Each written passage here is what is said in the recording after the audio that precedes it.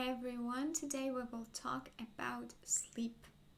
And this week on my Instagram, I will post stuff about sleeping properly.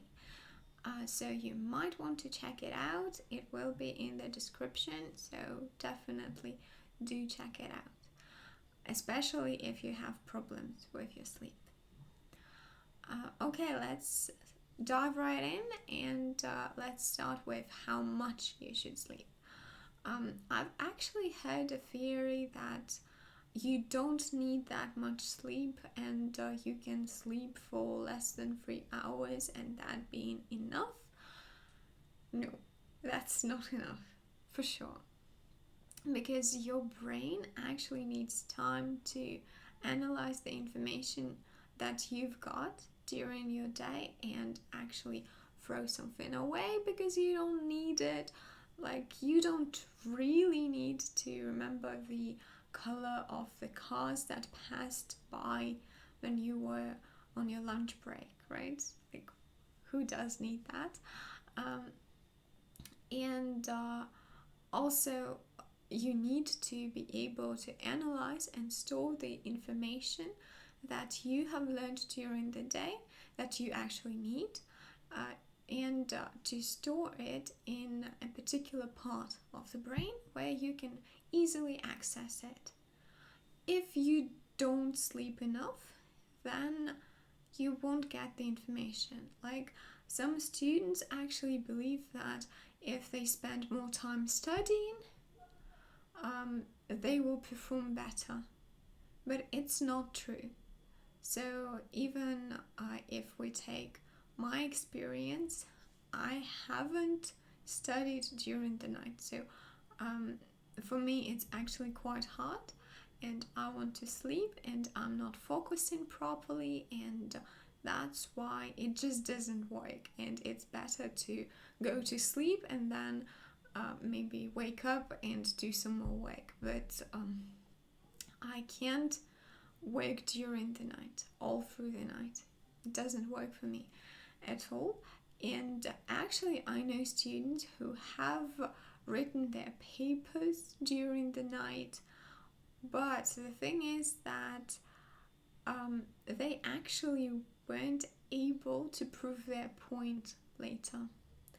And it was really hard for them to answer any questions because, yes, they have written their paper, but they don't understand it properly, and it is because their brain didn't have the time to analyze the information and to store the information.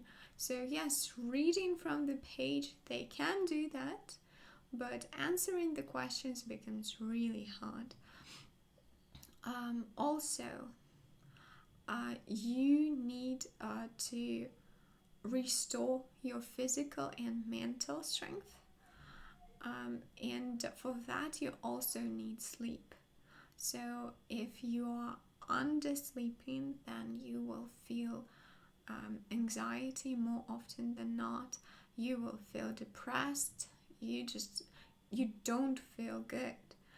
And if you want to feel happy and fulfilled and positive overall, you need the time to sleep. Even though it sounds counterintuitive, that you think that, okay, I won't sleep as much and I will work more and I will feel more fulfilled. No, you won't. Unfortunately, your brain doesn't work like this. Your brain needs time to restore, and your body needs time to restore. So if you are an athlete as well, please do sleep. Also, with different types of sleeping enhancers, I would steer clear if I were you. I know that for some people, insomnia is something that they feel very strongly about, and they actually experience it quite a lot. I actually used to experience insomnia when I was a kid, and as a teenager, not so much, but still. And the thing is that with insomnia, usually it's something that you're scared of. So if you don't want to face something, if you don't want to understand why you have certain tension in your body, when your brain won't shut off and actually let you sleep, there's something psychological going on most of the times. So I would not go and buy tranquilizers or like sleeping pills. I would actually go to a therapist and try to find the reason why you can't sleep. Because, well, for me, yes, this is the most common cause of insomnia. And well, my idea about the pills is actually that if you can do without them, then please do. Some practices don't really work as well as pills. So pills give you the immediate result. Practices don't. Like if you start practicing meditation, the result will be gradual. But if you are taking pills, you also can go off pills gradually. But if you are reliant on something too much, I feel like it's a bad thing. And especially if it's something external. So for example, with meditation, it's also quite dangerous if you have the guru that you listen to and you only take their guided meditations. I feel like that's quite bad too, because that's also a type of well, not really addiction, but reliance. So you rely on a person too much or on a thing too much, whereas I feel like this should be cultivated inside and not actually trying to like reach for something and hold on to it way too much. This is my opinion. Of course, if you have a different experience, please write down your comments. I will read everything, I promise. And I will try to answer if I can. So, talking about sleep, it is important to try to get off the screen before you go to sleep. Because some people actually like to scroll through their feed and they think that, oh, I can't sleep right now, so I will just check social media and gradually I will fall asleep. Doesn't really work like that, because you give your brain more stimulation. And if you give your brain more stimulation, that actually doesn't enhance your ability to fall asleep. That's why a lot of the resources that talk about sleep, they say that, oh, it's important not to use anything like any digital resources for at least an hour before sleep. I don't believe that, because especially since I have students with the time difference, and some lessons I give when it's midnight for me, and I need to go to sleep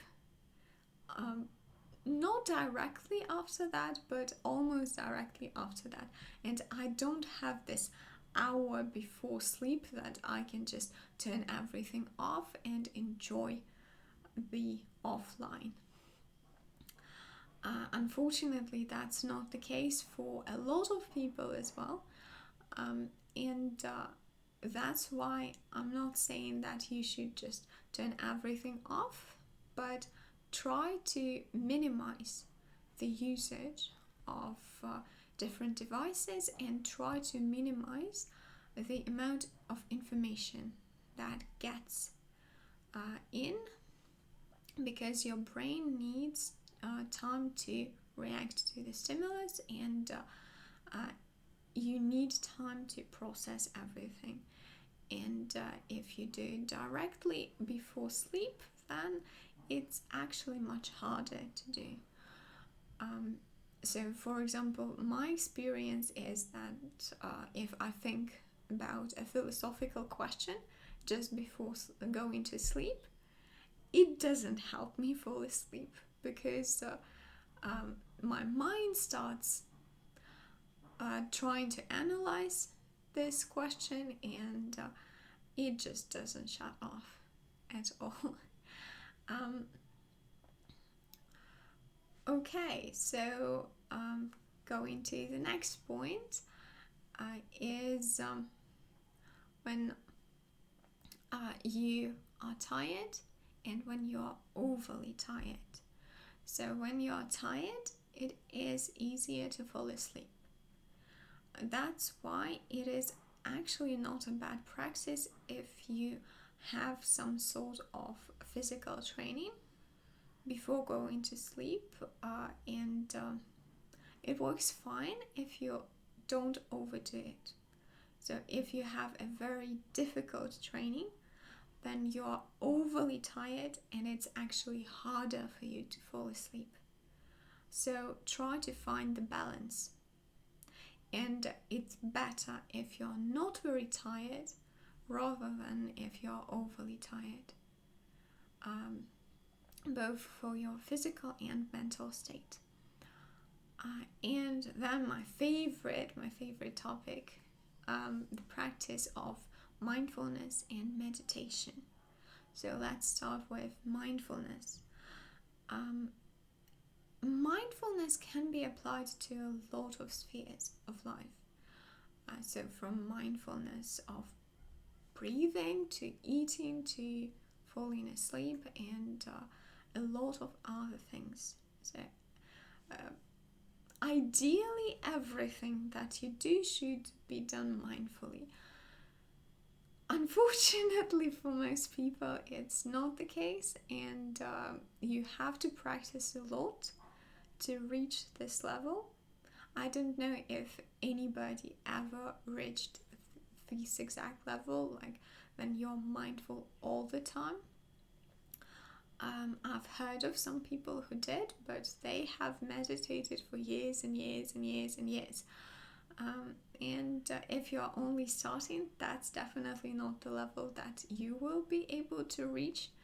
And there shouldn't be an incentive to beat yourself up because of it, because it's just, well, it's not realistic, let's say.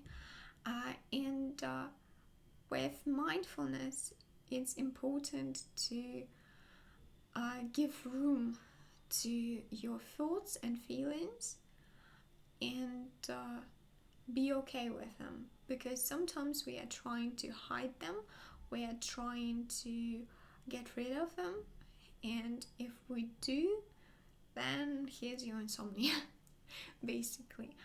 And if you actually let yourself be with that, actually stop for a moment and let the thoughts that you have and the emotions that you have be, and not try to identify yourself with them or try to hide them away, you will have so much more clarity, and the practice that you will enjoy, hopefully, of mindfulness will bring you more relaxed state and a better sleep.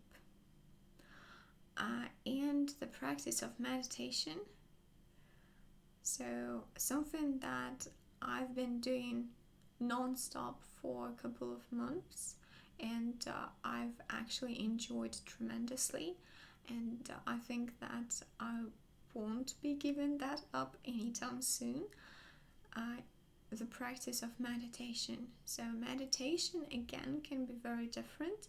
We will talk about meditation in detail during the different video. So this is not the video for meditation, but when you meditate before sleep, that also clears your mind and lets you fall asleep much easier than without the practice of meditation. So if you have trouble falling asleep, or you lack the quality of your sleep, so you wake up all the time and it's hard for you to wake up or to fall asleep, then definitely I would recommend at least trying meditation. There are some sleeping meditations. I haven't tried those ones, so I can't really say much about them. I will, and then we will talk more about that. But there are some meditations that I do before sleep. Those are usually gratitude and loving kindness. Well, they are almost the same, and also forgiveness meditations. Some music for meditation that I use. Well, I like Celtic music, so something like harp. So not so much gong, though some people actually enjoy gong. But I prefer flute, harp, something like this. And just let it be. And if you start thinking of something, slowly try to drift away from that and try to clear your mind. It shouldn't be like something like, oh, I'm trying to clear my mind. Try to release tension that you're feeling so that you will have a more relaxed time rather than forcing yourself to do something. Okay, one more thing. I hope that everything is clear about sleep. If you want me to do more videos on sleep, then definitely sound off in the comments, and please write if you have some problems falling asleep or with the quality of your sleep, how long you are sleeping, and maybe I can help you with something else. I'm always open to the suggestions of the topics, so definitely do write me about that, and I will see you guys in the next video. By the way, I'm stopping with the editing. I don't want to be filtered, and I hope that you guys actually appreciate that. So it's not because I'm lazy, it's because I want to be as natural as possible, and I don't want to be a guru, and I'm not, and I want you to be in the same boat as me and actually talk about your experience and be okay with talking about your experience, not fear this, because I think there's a lot of fear around such topics, and I don't want you to be scared. So I will see you guys later, and love you all. I'm grateful for those who have watched the video till the end. I love you with all my heart, and bye bye.